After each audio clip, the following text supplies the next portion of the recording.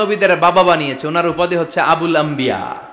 আবার ওনার নামে আল্লাহর কোরআনের ভেতরে 114 সূরার একটা সূরা আছে না নাই? আছে। সূরাটার নাম সবাই কোন? আলিফ লাম রা।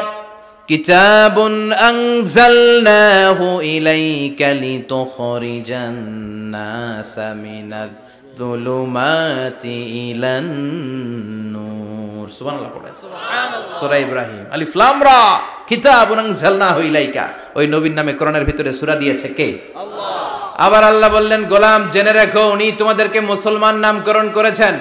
তাই ইসলামে যারা অন্তর্ভুক্ত হবে সব মুসলমানদের পিতা আমি আল্লাহ তারা নির্বাচিত করেছি। মিল্লাত আবিকুম ইব্রাহিম হুয়া সাম্মাকুমুল মুসলিমিন। আওয়াজ করে বলেন, মুসলিম জাতির পিতার নাম কি? ইব্রাহিম। আমাদের জাতির পিতা কেডা? ইব্রাহিম। সবাই কোন? ইব্রাহিম। মনে থাকবে না ভুল করবেন?